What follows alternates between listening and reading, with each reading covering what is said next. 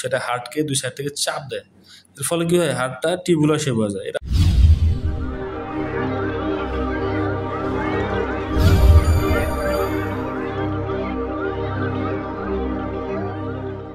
আসসালামু আলাইকুম viewers, welcome to my YouTube channel MRP blogs ভিডি।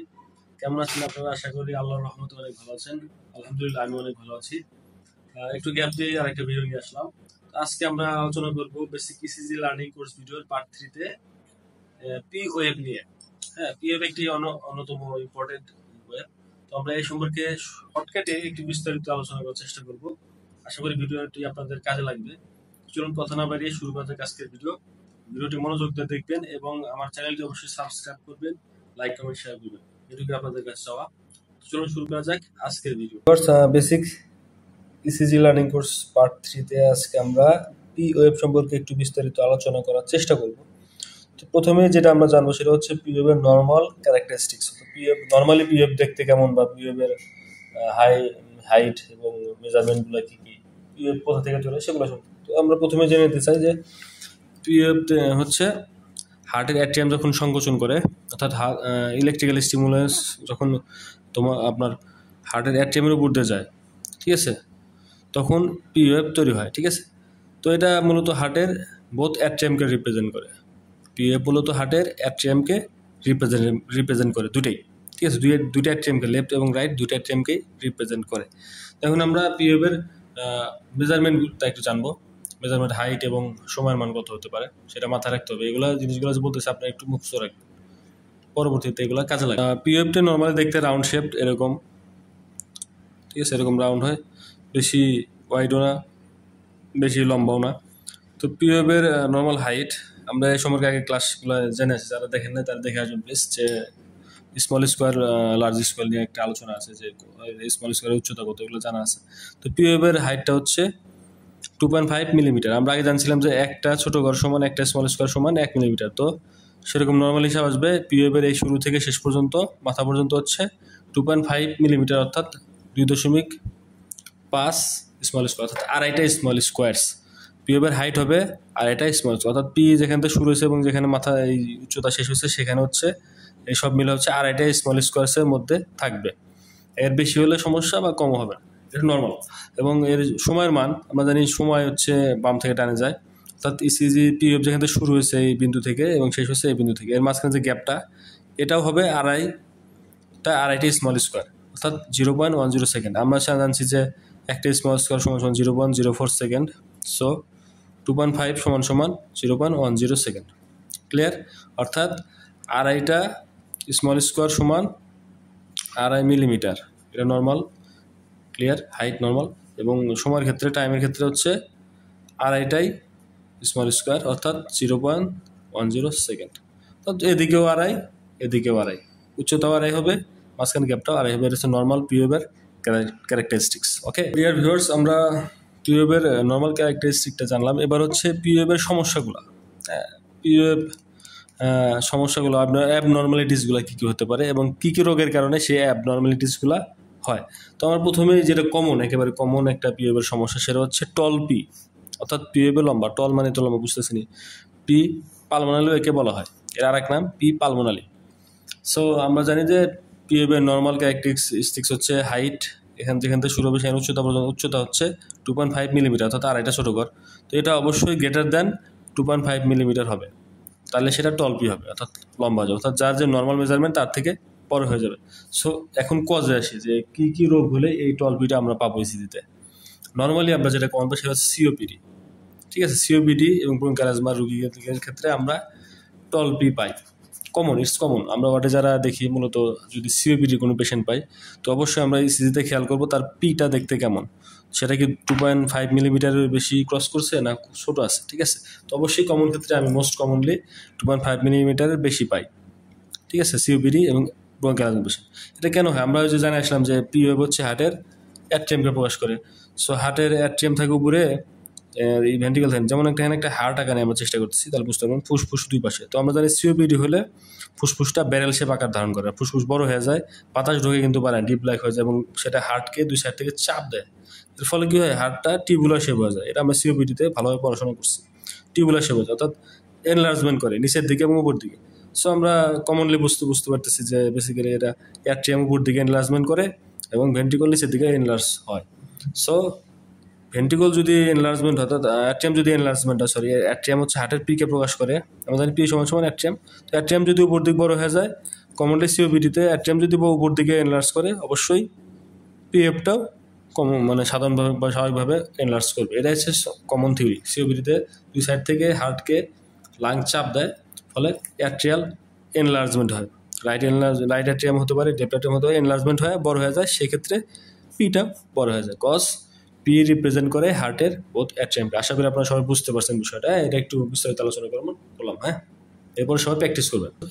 প্রিয় দর্শক, আমরা আরেকটা কমন সমস্যা পাই পিওয়েভে, এটা হচ্ছে 2 নাম্বার পিওয়েভের সমস্যা। সেটা হচ্ছে যে পি হোয়াইট পি, অর্থাৎ পি বড় হয়ে যায়, পির যে নর্মালভাবে যে রাউন্ড শেপ সেটা হোয়াইট অর্থাৎ প্রশস্ত হয়ে যায়, যার আরেক নাম পি ম্যাট্রালের সাথে আরেকটা জিনিসের কিন্তু যোগসূত্র আছে, যেমনটা পালমোনালি আগেরটা বলতে ভুলে গেছিলাম। পালমোনালি মানে লাং টিস্যু বোঝায়, লাংয়ের সাথে যোগসূত্র, সিওপিডি অ্যাজমা লাংয়ের রোগ।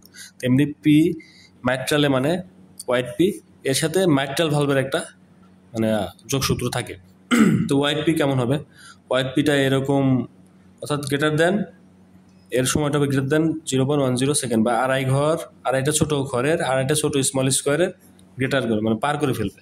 কোত্থেকে? যেখান থেকে পি শুরু হবে এবং যেখানে শেষ হবে এটা 2.5 মিলিমিটার, 2.5টা হচ্ছে স্মল স্কোয়ার, অর্থাৎ আড়াইটা স্মল স্কোয়ার ক্রস করে পার হয়ে যাবে, বা আড়াই বেশি 3, 4, 5 হতে পারে, ঠিক আছে। এবং আরেকটা থাকবে, সেটা হচ্ছে মাঝখানে নস বোচা হয়ে যাবে এবং বাইফেজিক, ঠিক আছে। নস বাইফেজিক হোয়াইট পি। এখন আসেন, এটা কোন রোগে সমস্যাটা থাকে? Commonly mitral valve stenosis. এই যে বললাম না ম্যাট্রাল পি ম্যাট্রালে, এখানে ম্যাট্রাল পাইছি আমরা। তো ম্যাট্রাল ভালভ স্টেনোসিস হয়েছিল পি এরকম হোয়াইট পি হয়ে যায় এবং মাঝখানে নস বাইফেজিক হয়ে যায়, পোষা হয়ে যায়, কমনলি। ক্লিয়ার?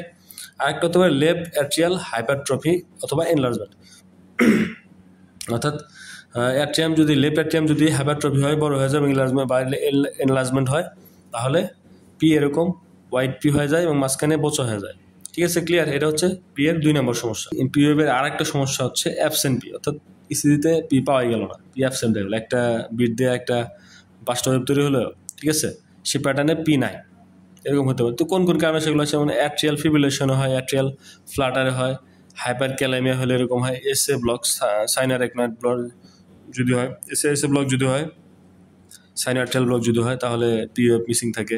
ভেন্ট্রিকুলার একটোপিক অথবা ভেন্ট্রিকুলার টাকিকার্ডিয়া যদি হয়, তাহলে পিওএফ অ্যাবসেন্ট থাকে। এগুলো হচ্ছে মোস্ট কমন কজ। পিওএফ যদি কোনো ইসিজিতে পি যদি না পাওয়া যায়, তো তার অবশ্যই এই কয়েকটা রোগের মধ্যে কোনো একটা রোগ থাকে, যেমন অ্যাট্রিয়াল ফিব্রিলেশন, অ্যাট্রিয়াল ফ্লাটার একটা কমন, আর ভেন্ট্রিকুলার টাকিকার্ডিয়া একটা কমন বিষয়। এই 3টা রোগে পিওএফ মিসিং থাকে। তো আমি অবশ্যই সামনে ইনশাআল্লাহ চেষ্টা করব যে সরাসরি মানে এর ইসিজি, একটা ventricular tachycardia, atrial fibrillation, atrial Flutter, এই সকলের লাইভ ইসিজি নিয়ে আপনাদের বিষয়টা ক্লিয়ার করার ইনশাআল্লাহ সামনে হবে ইনশাআল্লাহ। তো তারপর আরেকটা সমস্যা থাকে, সেটা হচ্ছে স্মল পি। পি আমরা জানি পির হাইট হচ্ছে 2.5 মিলিমিটার বা আড়াইটা small square.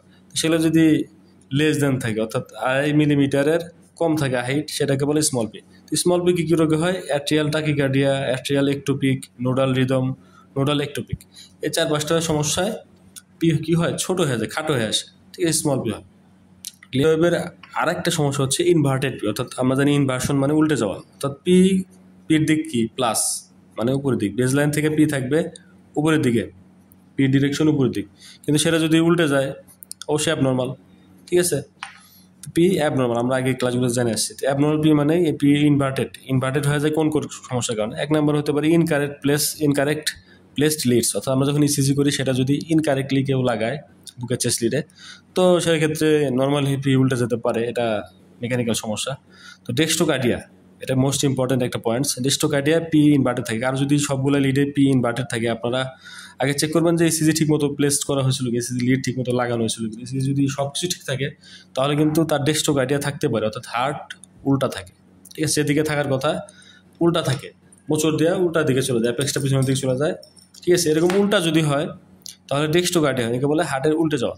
R nodal rhythm with retrograde conduction, এটা যদি হয় তাহলে পি ইনভার্টেড হচ্ছে। কিন্তু মোস্ট কমন হচ্ছে ডেক্সটোকার্ডিয়া এবং ইনকারেক্টলি প্লেসড লিডস। আমি এরকম ডেক্সটোকার্ডিয়া এখন পর্যন্ত পাই নাই আমার অভিজ্ঞতা। তো ইনশাল্লাহ কেউ যদি এরকম পেয়ে থাকেন, তো ওনার ইসিজিটা একটু দেখবেন যাদের হার্ট উল্টা, ঠিক আছে, এটা ইকো করলে আরও সুন্দরভাবে বোঝা যায়।